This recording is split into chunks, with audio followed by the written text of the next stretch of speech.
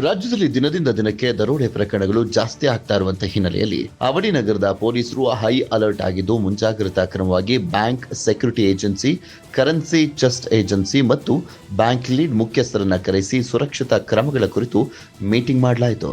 ಅವಳಿ ನಗರದ ವ್ಯಾಪ್ತಿಯಲ್ಲಿ ಎಷ್ಟು ಎಟಿಎಂ ಮಿಷನ್ಗಳಿದ್ದಾವೆ, ಪ್ರತಿನಿತ್ಯ ಮಿಷನ್ಗಳಿಗೆ ಯಾವ್ಯಾವ ಏಜೆನ್ಸಿಯಿಂದ ಎಷ್ಟು ಹಣವನ್ನು ಸಾಗಾಟ ಮಾಡಲಾಗ್ತಾ ಇದೆ, ಹಣ ಸಾಗಾಟ ಮಾಡುವಂಥ ವಾಹನಗಳ ಸ್ಥಿತಿಗತಿ ಹೇಗಿದೆ ಮತ್ತು ಹಣವನ್ನು ಸಾಗಾಟ ಹಾಗೂ ಎಟಿಎಂಗಳಿಗೆ ತೆಗೆದುಕೊಂಡು ಹೋಗುವಾಗ ಯಾವ ರೀತಿಯಾದಂಥ ಸೆಕ್ಯೂರಿಟಿ ಇರುತ್ತೆ ಎಂಬುದರ ಕುರಿತು ಕಮಿಷನರ್ ಎನ್ ಶಶಿಕುಮಾರ್ ಬ್ಯಾಂಕ್ ಹಾಗೂ ಹಣ ಸಾಗಾಟ ಮಾಡುವಂಥ ಏಜೆನ್ಸಿಗಳ ಮುಖ್ಯಸ್ಥರಿಂದ ಮಾಹಿತಿಯನ್ನು ಪಡ್ಕೊಂಡ್ರು.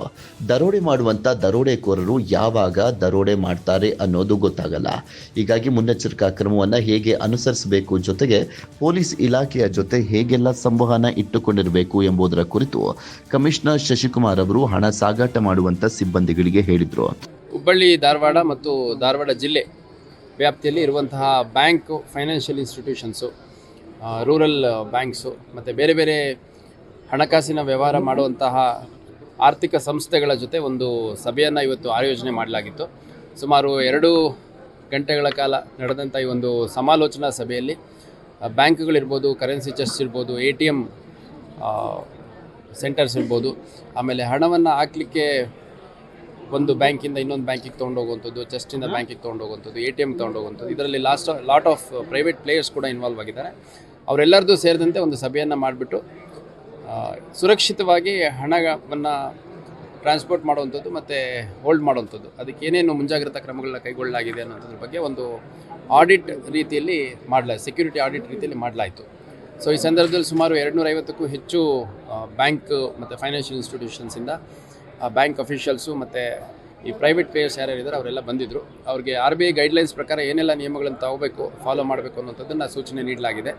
ಮುಖ್ಯವಾಗಿ 1-2 ಘಟನೆಗಳೇನು ಕರ್ನಾಟಕದ ವಿವಿಧ ಭಾಗದಲ್ಲಿ ನಡೆದು, ಆ ಘಟನೆ ಹಿನ್ನೆಲೆಯಲ್ಲಿ ಇನ್ನೂ ಹೆಚ್ಚು ಸೆಕ್ಯೂರ್ಡ್ ಆಗಿ ಫೈನಾನ್ಷಿಯಲ್ ಟ್ರಾನ್ಸಾಕ್ಷನ್ ಮಾಡೋಂಥ ಸಂದರ್ಭದಲ್ಲಿ ಇರಬೇಕು ಅನ್ನೋಂಥದ್ದು, ಮತ್ತು ನಮ್ಮ ಹಿರಿಯ ಅಧಿಕಾರಿಗಳು ಕೂಡ ಯಾವ ರೀತಿ ಪೊಲೀಸ್ ಪ್ರೆಸೆನ್ಸ್ ಹೆಚ್ಚಿಗೆ ಇರಬೇಕು, ಪಾಯಿಂಟ್ಗಳನ್ನ ಹೆಚ್ಚಿಗೆ ಹಾಕಬೇಕು, ಮತ್ತು ಪೀಕ್ ಅವರ್ಸಲ್ಲಿ ಫೈನಾನ್ಷಿಯಲ್ ಟ್ರಾನ್ಸಾಕ್ಷನ್ಸ್ ಇದ್ದಂಥ ಸಂದರ್ಭದಲ್ಲಿ ಯಾವ ರೀತಿ ಪೊಲೀಸ್ ಪ್ರೆಸೆನ್ಸು ಆನ್ ರೋಡ್ಸ್ ಇರಬೇಕು ಅನ್ನೋಂಥದ್ರ ಬಗ್ಗೆ ಕೂಡ ಹಲವು ಸೂಚನೆಗಳು ನೀಡಿದ್ದಾರೆ. ಅದೆಲ್ಲವನ್ನು ಕಟ್ಟುನಿಟ್ಟಾಗಿ ಫಾಲೋ ಮಾಡೋದ್ರ ಮುಖಾಂತರ ಈ ಥರ ಘಟನೆಗಳು ನಮ್ಮ ಧಾರವಾಡ ಜಿಲ್ಲೆ ಮತ್ತು ಹುಬ್ಬಳ್ಳಿ ಧಾರವಾಡ ನಗರ ಕಮಿಷನರೇಟಲ್ಲಿ ಮರುಕಳಿಸ್ದಂಗೆ ಅಥವಾ ಆಗದಂಗೆ ಏನೆಲ್ಲ ಪ್ರಿಕಾಷನರಿ ಮೆಷರ್ಸ್ ತೊಗೋಬೇಕು ಅನ್ನೋಂಥದ್ರ ಬಗ್ಗೆ ಈ ಸಭೆ ಮಾಡಲಾಯಿತು.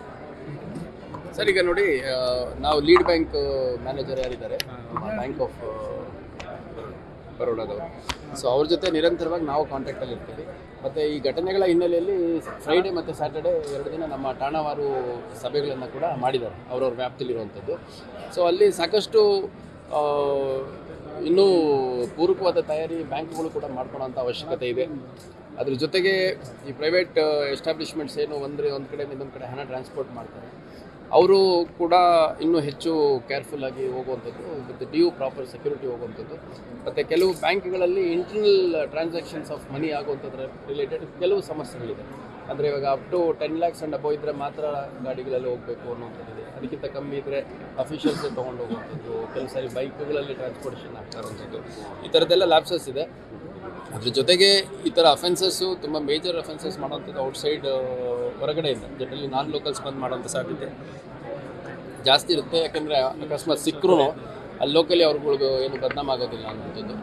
ಸದ್ಯ ರಾಜ್ಯದಲ್ಲಿ ಬೀದರ್, ಮೈಸೂರು, ಮಂಗಳೂರು ನಗರಗಳಲ್ಲಿ ದರೋಡೆ ಪ್ರಕರಣಗಳು ಆಗ್ತಾ ಇದ್ದ ಹಾಗೆ ಮುನ್ನೆಚ್ಚರಿಕಾ ಕ್ರಮವಾಗಿ ಯಾವುದೇ ರೀತಿಯ ಅಹಿತಕರ ಘಟನೆಗಳು ಸಂಭವಿಸದಂತೆ ಅವಳಿ ನಗರದ ಪೊಲೀಸರು ಹೈ ಅಲರ್ಟ್ ವಹಿಸಿದ್ದು, ಬ್ಯಾಂಕ್ ಹಾಗೂ ಹಣ ಸಾಗಾಟದ ಸಿಬ್ಬಂದಿಗೆ ಸ್ವಲ್ಪ ನೆಮ್ಮದಿಯ ನಿಟ್ಟುಸಿರು ಬಿಡುವಂತಾಗಿದೆ.